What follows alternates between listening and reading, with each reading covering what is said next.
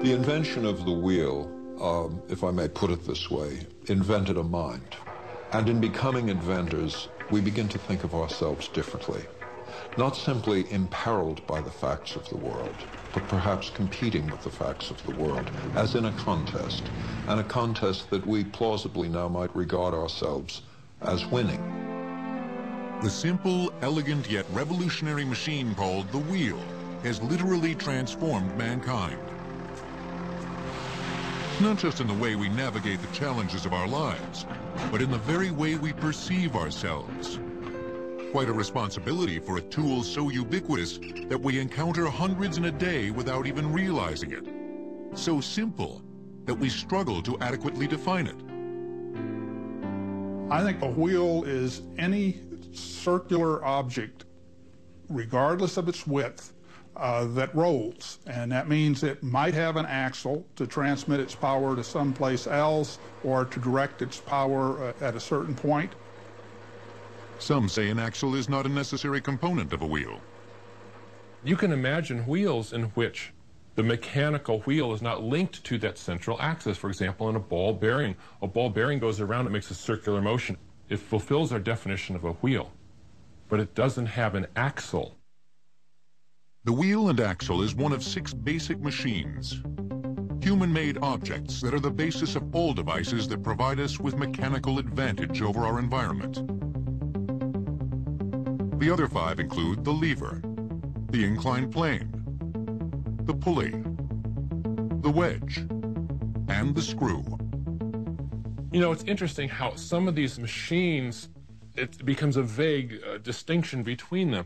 One of my favorite is a pizza cutter. You've got a wheel, the edge is a wedge, and the handle's a lever.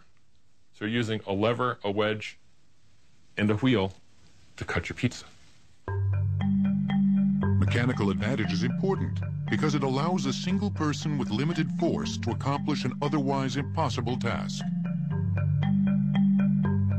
Consider the wheeled machine known as a pulley. Less force is required to achieve a given effect. Now you have to apply the force over a much longer distance, and that's the key. With a pulley, instead of just lifting up a 500-pound block, 10 feet say, you might have to pull 100 feet of rope, but you don't have to apply as much force, and so eventually you get the job done. That's mechanical advantage. Some have speculated that the earliest wheels were logs, used to transport heavy loads. I think it might be useful to make clear how little we know about that and to what extent we've made up stories. They're pretty much made up stories. The archaeological evidence for the very first wheel is pretty slim. Nevertheless, someone somewhere invented a wheel, and in doing so gained mechanical advantage because the wheel reduces friction. Unlike a flat, wide surface such as a placket of wood, which generates a lot of friction, or a sharp, narrow point, the wheel has a smooth, narrow, and continuous surface. It reduces friction because it makes contact on a small, narrow, but endless plane. Plus, the wheel can store energy. Now, that's a very practical consequence of the invention, but there's a much more profound consequence. There's a cognitive consequence. He is now reconsidering the very idea of limitation, because he now has concrete evidence that what he once took to be unquestionably impossible is now not only possible, but practically achieved. In the ancient world, thousands of years ago, 3 very important achievements of the wheel profoundly and dramatically changed the history of civilization. First, the grinding stone, which ground large quantities of grain more efficiently than an individual with a mortar and pestle. And both millstones have a groove pattern cut into their faces. The stone above it, not quite touching it, just a little bit above it, rotates. The grain falls in the hole in the middle of the top stone. The grain works its way out along those grooves, and as the top stone rotates, the grooves cross like scissors and shear apart the grain. Entire communities could form around a single large grinding stone. that might be powered by harnessing cattle rather than human power.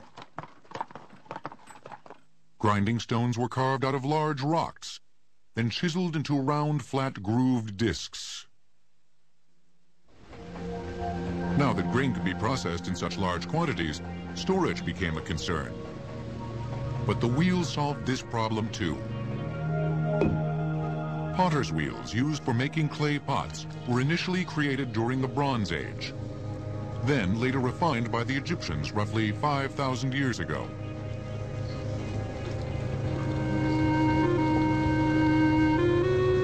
Potters could throw thin-walled pots with great storage capacity in a fraction of the time it took to make a pot without a wheel. Pottery wheels are still used today. With a kick wheel, you have the wheel head, which is where the potter puts the clay. Below that, there's a shaft, which is connected to a flywheel at the very base.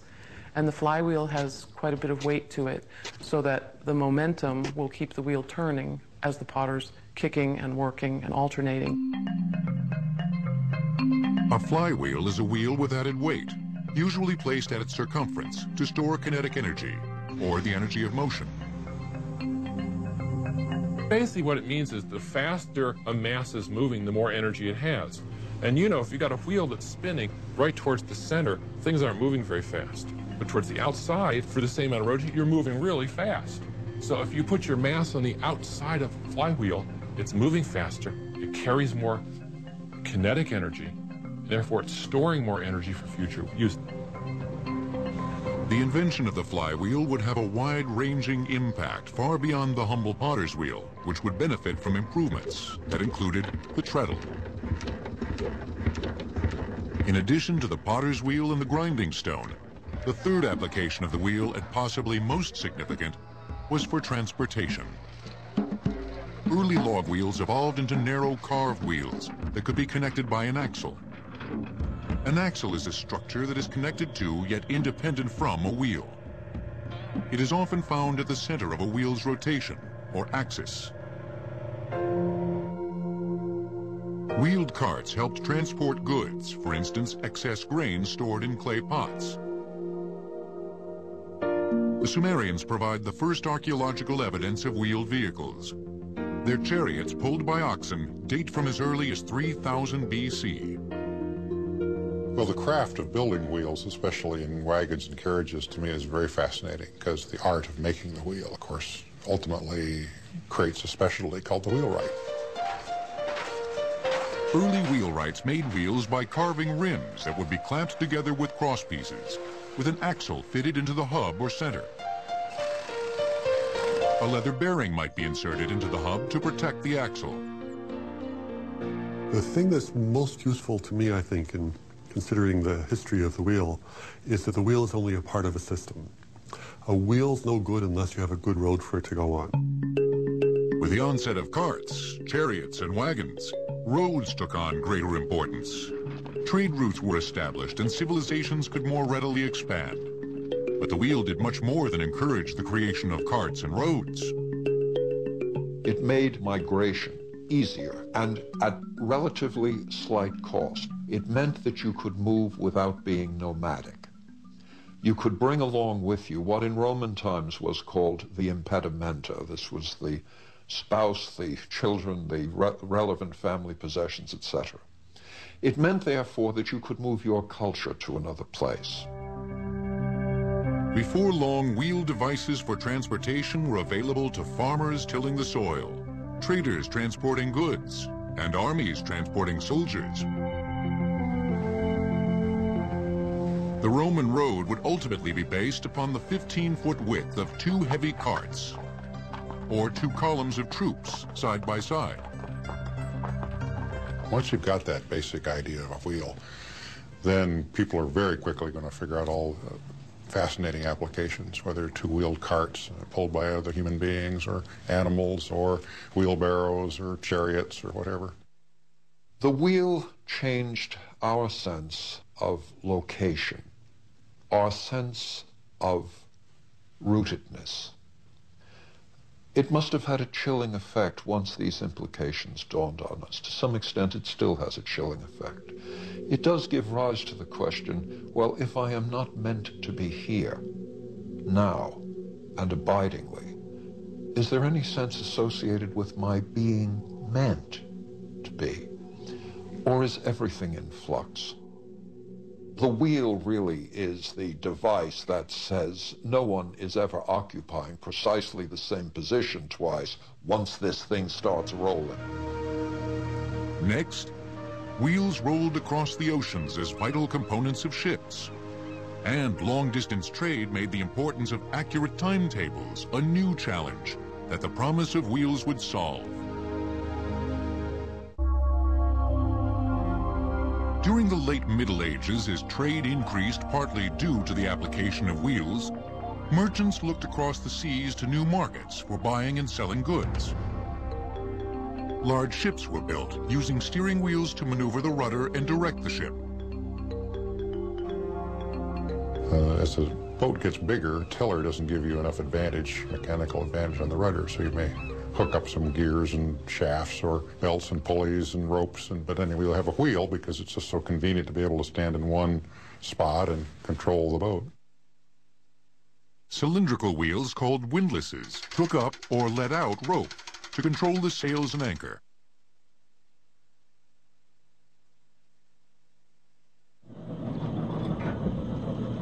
The application of specific wheels often met specific challenges.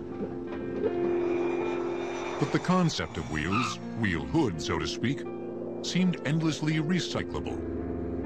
Perhaps the evolution, the changes, the inventions associated with the wheel somehow reflect something very fundamental about us as humans, about how our brains work, about how society evolves over time, and the factors, the influences, the technologies that change who we are and what we do. Not all cultures, however, have made use of wheels. Despite its technological proficiency, the Middle East eventually abandoned the wheel for transport because the camel better met its needs. So the wheel is not the only solution to every problem. Today we think the wheel's real important. And it's important to remember that's not always been true. The whole notion that the wheel and fire are the two most important inventions is a pretty recent idea. Although the wheel is often not the only solution, it is frequently a tangible framework for seemingly intangible challenges, such as the regulation of time. You think of the sun as a form of timekeeping in itself, rising in the morning and setting in the evening instantly gives a human being a sense of rhythm and form to time. And so using the sun was an early means of timekeeping by using a sundial. But sundials aren't precision instruments. As trade and travel increased, the need for accurate and reliable timetables increased with it. Early clocks lacked the necessary accuracy. What was needed and created around the 13th century was the modern wheelworks clock. Most people, when they think about a clock, immediately they look at the face of the clock with the hands and all the rest of it. That's almost, from my point of view, the wrong end of the clock. If it's a pendulum clock that we're talking about, the pendulum, in fact, is the timekeeper. Weights suspended from a fixed distance oscillate or swing at the same rate, no matter how heavy the weight nor how wide the swing. Once the pendulum is swinging at a fixed rate, say 60 times per minute, the clock is keeping time. A device called an escapement lowers a weight in discrete measures using specially designed wheels called gears.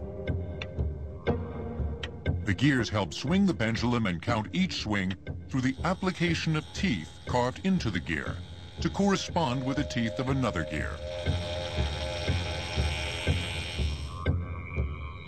Gears are really nothing more than a set of wheels in some predetermined ratio, and you put the gear teeth on to be sure that it doesn't slip, but they're wheels nonetheless. These teeth turn the wheel into a series of levers extending from the hub. 19th century observers even referred to the wheel as the perpetual lever. In fact, Galileo, in analyzing the simple machines in the 1500s, broke down as all of the simple machines into a combination or a form of lever. As clockmaking was refined, gears were used to create minute and second hands, greatly increasing the accuracy of the clocks. Gears were made small to fit into wristwatches or large to operate clocks in church steeples. They were even used to trigger chimes using a mallet connected to the gear system or gear train that struck a bell. The principle of accurate timekeeping was applied on a large scale to help navigation. The Earth was mapped out in a series of grids. Each grid measured the distance the sun's light traveled across the surface of the Earth in 4-minute increments, or longitude. With an accurate clock and a simple equation, a sailor could now pinpoint his position anywhere on the planet. Longitude only works if the Earth rotates in a wheel-like fashion. Now, what would be a more perfect wheel? Well, one more perfect wheel is the wheel-like nature of the heavens themselves, where we see the axle, essentially a gravitational field, and where we see a wheel, now a planet, thus connected to other planets going around in a certain quasi-wheel-like fashion. And in fact, when astronomers wanted to make tiny models of the solar system, they used a series of wheels in a device called an orrery, in which the planets were on wheels that moved around a central sphere, which represented the sun. There's this wonderful progression from the physical reality of a wheel to the metaphor of a wheel in space as planets orbit the sun or as the moon orbits the Earth. As wheels provide transport to different worlds, they transport themselves into different applications. Technology incorporated the wheel into the printing press, facilitating mass-produced communication by pressing an inked plate onto paper attached to a roller. Wheels were used to give the press constant pressure and to speed up the printing process. Although the wheel wasn't essential to the production of books, it made the process more efficient. What the book does is it puts thought in a form that allows it to be moved on wheels. It allows one to speak to the world as if the world were a person. And it thus contains within it the possibility of revolutionizing the world without a drop of blood being shed. Not to say that much blood will not be shed, and in fact much blood will be shed because of ideas that are presented in books. But it does mean that you now are capable of persuading without coercing, and in numbers. From the esoteric to the earthy, agrarian uses for wheels eventually included early windmills, which arrived in Europe around the 12th century. Windmills captured wind using large blades, often covered with cloth, connected to a hub. The hub was attached to an axle that led to a series of gears. The windmill could pivot on wheeled rollers to adjust to changing wind directions. Windmills vary from traditional Dutch windmills to the familiar prairie windmills of the American plains, to the giant turbines that generate electricity on wind farms.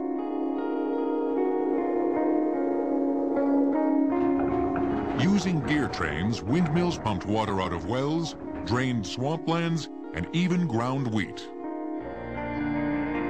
As this 300-year-old Cape Cod windmill, the oldest in the country, once did for the Pilgrims.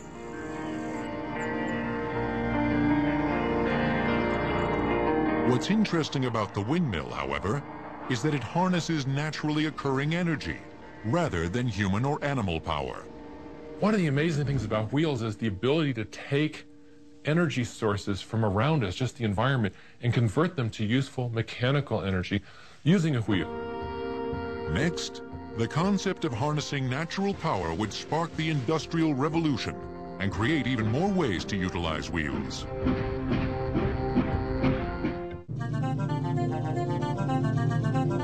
The mills of Europe, and later America, changed the natural environment into a resource to be exploited by the wheel. Nature became another tool for human progress. But the concept of harnessing wind and water actually dates back to the 2nd century BC. Earliest uses that we know of are water lifting for irrigation and grinding grain, grinding wheat to flour. Water wheels harness water power in different ways. One is an impact water wheel, commonly called an undershot water wheel, where the water strikes a flat paddle and the impact causes the wheel to rotate.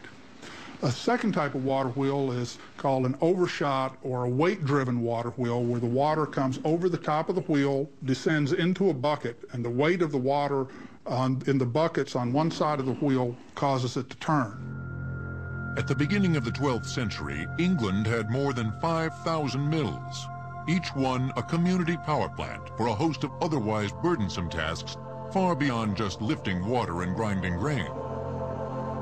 European technicians and concurrently Chinese technicians diversify the use of water power to where by 1500 they know how to use water power for pounding metals, shaped metals, for pounding ore prior to reduction, for grinding a whole host of things other than wheat. Rivers, abundant in the northeastern United States, would provide an accessible source of power during the early days of the nation.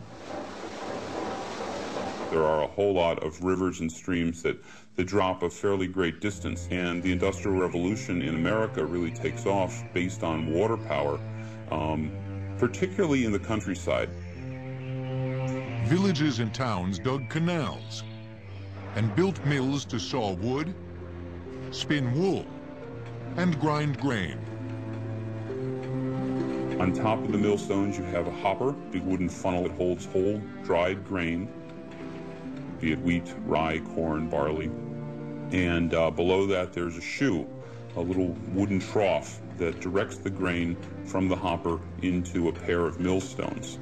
There's a vertical wooden shaft called a damsel that rotates with the millstone and shakes the shoe. This process is possible because the water wheel is connected through an elaborate system of gears and flywheels to the millstone, or whatever the mill was assigned to do. It represents a sort of quantum leap in the amount of energy that humans were able to extract. A human being can produce about 1/10 of a horsepower continuously over a 6 or 8 hour day. That means even a small 2 horsepower water wheel is producing 20 times as much energy as a human being, and it doesn't get tired. Water mills are an ingenious use of available resources, and by simply reversing the concept of the water wheel, you end up with something entirely different. One of the neat things about wheels is the way you can turn this energy conversion around. We have water wheels that produce energy of all sorts, whether it's electrical energy or energy for a grist mill, but put it on a paddle boat, connect it to a steam engine, and you've got a paddle steamer. So it works both ways. The paddle wheel of a paddle steamer can be thought of as a series of oars attached to a wheel. Robert Fulton's paddle boats began plying the Mississippi in the early 19th century. But the business end of a paddle steamer is really the steam engine that generates the energy to move the paddles. And here again, the concept of the wheel manifests itself in an aptly named mechanism called the sun and planet gear. The planet is a small gear that orbits the sun, or gear connected by an axle to a driving wheel. As steam is forced into a piston chamber, it expands and moves a lever attached to the planet wheel, which is in turn connected to a spoke coming from the sun. The sun then moves the driving gear. The principle of the sun and planet gear is well illustrated on another transportation device that revolutionized the world, the steam locomotive. At certain times in American mechanical history, rotary devices seem to be the way to solve all problems. So for a while in the 1840s in particular, you have all these very, very clever rotary steam engines. Trains obliterated frontiers in America in the mid-19th century. The entire country was crisscrossed with track. There were companies that manufactured car wheels, usually the axle and the two wheels to go into railway cars, but locomotive wheels would be built right along with the rest of the locomotives, heavy castings, and then turned on a heavy lathe. And usually the wheel itself would be cast steel, and then there'd be a forged steel tire, and the tire would be expanded with a little heat, and then put in place, and then allowed to cool and shrink down tight. With the advent of trains, wheat could be grown in Kansas, shipped to Chicago, and be ground, then packaged and distributed to New York or California, all mobilized on railroad wheels. As railroads regulated the nation, they helped grease the Industrial Revolution, providing markets for goods more efficiently produced because of the wheel. The part of the wheel in the Industrial Revolution is central, not only as it influenced factory production, but in fact as it made possible the steam locomotive and a veritable empire that will depend on the movement of troops, the movement of people, the crossing of entire continents in periods of time heretofore unimaginable. The Industrial Revolution, in fact, rolls inexorably on wheels. Next, by the turn of the 20th century, this inexorable roll would generate even more wheel-based innovations. As wheels harness natural power, they liberate us from otherwise exhausting or impossible tasks.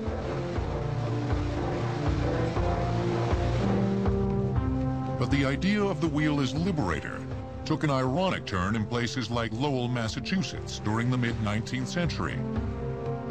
With its textile mills full of machines operated by young farm girls.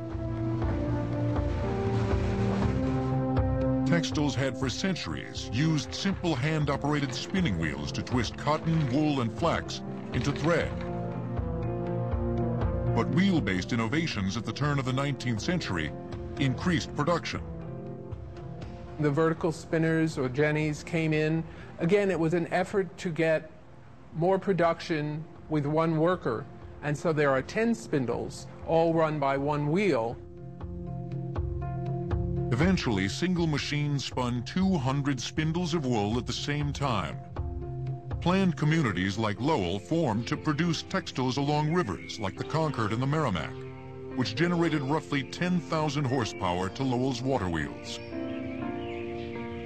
It was an interesting social experiment to bring in the farm girls, and they thought they were being liberated from the hard work of the farms, only to discover that life in the mills could be long hours, and that the hours were ruled not by the sun but by the mill bell. What the Industrial Revolution did for women was that it rendered them to some extent independent of marriage. It made self-support possible, but by creating an entirely unliberated world of incessant labor, of discomfort, and the conversion of oneself into a kind of instrument or tool. A cog, if you will. The success of our machinery has convinced us, almost to a person, that there is no problem so great that some machine can't solve it, and to that extent we do tend to look for mechanical solutions to problems that are not mechanical. But the inexorably spinning wheels of the Industrial Revolution produced an inexhaustible supply of products, including more wheels. Despite our constantly reinventing the wheel, the concept of the wheel hasn't really evolved, a testimony to its simple purity. But in practice, wheels do evolve. They improve through technology and materials. The log evolved into the carved wheel, which became the lighter, more efficient hollowed rim with spokes and a hub. The tire evolved from a metal casing into something altogether transformative with the advent of the automobile. Because of speed and heaviness of a car, you've got to look differently at a vehicle that's going, say, 5-10 miles an hour drawn by a horse on the rugged roads of the 19th century. If you've got a car that's capable of 20 miles an hour, you've increased the stress on the wheels about 4 times, and your old wagon wheels begin to fall apart. The automobile itself was another collection of gears. Crankshaft and steering wheel, ball bearing and transmission, all rolled out on an assembly line. Again, a variation on the wheel. But of all the wheels connected to the car, the greatest may be the pneumatic tire. Tires were originally just cloth or leather coverings wrapped around a wood or metal wheel to provide cushioning. Eventually, hard rubber was used. Finally, pneumatic tires, which trapped a cushion of air inside the tire, were employed, initially on bicycles. But by the early 20th century, they found their way onto cars and trucks.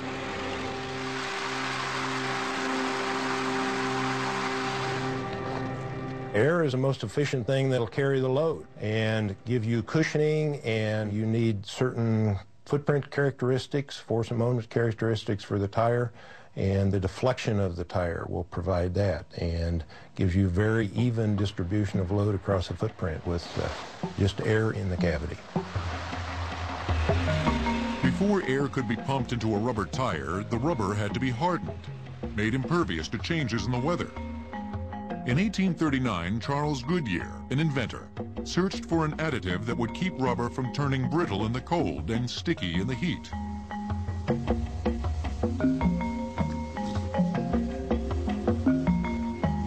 He stumbled upon vulcanization, a curing process that basically cooks rubber until it stabilizes and holds its shape. So he had a lot of different chemicals that he was experimenting with, and he accidentally spilled some of the sulfur on the stove, and sulfur will melt under those conditions, and he had some rubber laying on the stove, and it ran together, and it vulcanized, lo and behold. By the 1950s, synthetic rubber had replaced natural rubber. Tire companies like Goodyear really were reinventing the wheel. Again, the ideal wheel, the round thing that's frictionless, that's not something that gets better. But the practical wheel, the wheel that gives better mileage or brakes better or is lighter, that's the point where you can spend a lot of money and over the years get a lot of improvement in efficiency.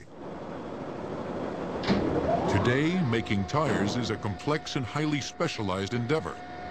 There are up to 15 different components in today's steel-belted radial tire. You have the beads, the plies, there's wedges, apexes, liner, sidewall, tread compound, sidewall compound, overlays. There is some ongoing innovation work with tires with computer chips in them that will read the road, that will help control the vehicle. They will be an integral part of the vehicle control system, and they'll be reading it from inside the tire, which is a great advantage since it's closer to the road. Goodyear manufactures tires for all sorts of vehicles, including off-road, earth-moving equipment, farm vehicles, and airplanes. Airplane tires endure particular stress during takeoffs and landings because of heat caused by the friction from the weight of the cargo and the high speeds needed to achieve lift.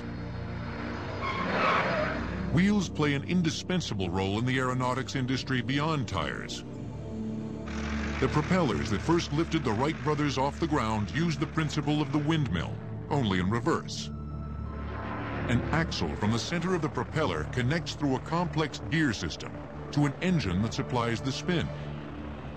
Instead of harnessing wind, a propeller generates it, lifting the plane off the ground.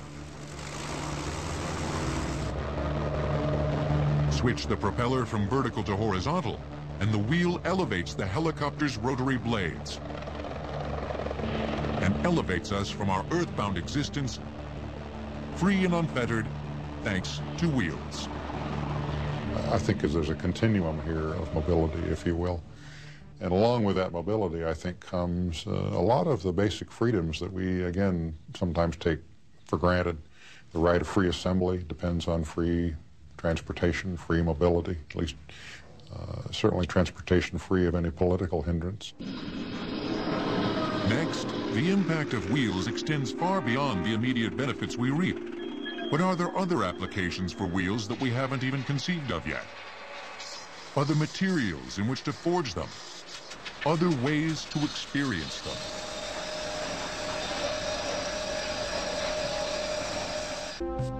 If the airplane propeller is a variation on the windmill, then the jet engine is a variation on the turbine, which was originally a type of water wheel. Water turbines are essentially water wheels with curved surfaces. They produce power by water flowing smoothly over a curved surface because the water acts over their entire surface simultaneously instead of on only one paddle or one bucket at a time. They produce much more power in a much more compact form. Hoover Dam makes use of over 17 14-foot wide turbines to generate 2,991,000 horsepower, which is then transformed into electricity. Moving magnets create electricity. So in every turbine, you have coils of wire and you have magnets. And as you turn those coils of wire in the vicinity of a magnetic field, that's what produces the electricity that we use in our homes. Now you can generate that circular motion with a water-driven turbine, a water wheel. You can generate it with steam in a coal-burning power plant or a nuclear power plant. You can generate it with wind. Jet engines replace water with air inside the spinning turbine. And instead of electricity, jet engines generate thrust as the air is pushed out of the engine, lifting the plane. From the circular motion of a spinning turbine to the spinning of a disk drive running a computer, we spin our wheels everywhere. The CD-ROM is similar to the compact disc, which harkens back to the old vinyl record and turntable, which was a variation on the ancient hurdy-gurdy.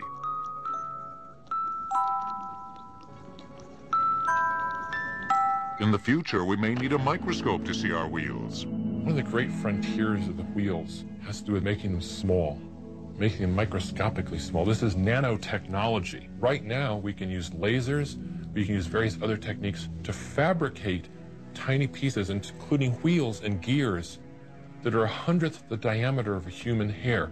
You can make gear systems, gear trains on a surface that you need the highest power microscope just to see them.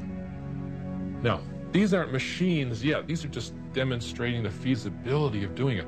But imagine a society, imagine an age when we have micro machines that can build other machines. Micro machines that can do surgery on our bodies. Micro machines that can fabricate microelectronics, make your computers smaller, make them more powerful. Wheels invaded every aspect of our lives with their undeniable utility and practicality. And perhaps they've made us practical too. But there's another wheel that's important to us, a wheel built solely to amuse. To talk about Ferris wheels and balls and things like that as pointless, mere games, sort of life's trifles, I think we grossly underestimate the power and force, the imaginative potential, the discipline of the mind wrought by such trivia as Ferris wheels. After conquering so much of life's work with wheels, it's reassuring to acknowledge the importance of play and of the wheel's importance to play. Ferris wheels, despite their frivolity, are actually complex wheeled mechanisms requiring precision engineering. The largest Ferris wheel in the world is the Millennium Wheel in London, opened in February of 2000, with a diameter of 443 feet. But the first true Ferris wheel was a giant as well, built for Chicago's Columbian Exposition of 1894 by George Washington Gale Ferris, an American engineer who understood steel. It was first rejected out of hand as too wild and too improbable. So nothing else was forthcoming, so at the last minute they got a hold of Mr. Ferris and said, okay, we'll go with your idea. Ferris produced a 250-foot diameter steel wheel that rose 264 feet off the ground at its highest point. The giant axle was a single forged piece of steel, the largest single forging accomplished at that time. 2 steam engines powered the wheel that carried over 2,000 passengers on a 40-minute journey through 2 revolutions. The first time you just got over your fear of sitting there hanging on to the seat, and the second time you got to look out and enjoy the ride. One enthusiastic customer was Lee Sullivan's grandfather, William E. Sullivan, who talked the wheel's operator into letting him observe the mechanism that drove the wheel. When he came home, he told Grandma that that's what he wanted to do, build wheels. She said, well, don't tell anybody, they'll think you've lost your mind. Lee's grandfather turned his Jacksonville, Illinois bridge building business into a wheel-making one. More than 100 years later, it continues as the oldest Ferris wheel manufacturer in the country.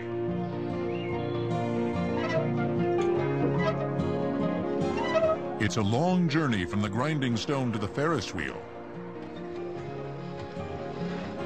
But the story of wheels is an endless variation on a simple theme.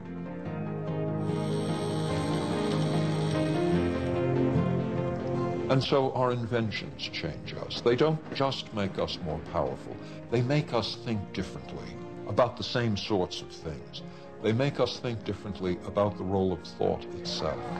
You think about how much the wheel has driven society, how much it's increased a single human's ability to do more work, to get places that humans could never get before, to travel greater distances, to do technologies you never could do before. Just the ideas of things you could do with gear systems, things you could do with water wheels, things you could do with transportation. It's transformed society in amazing ways. It may not be the most important invention ever, but it's certainly right up there.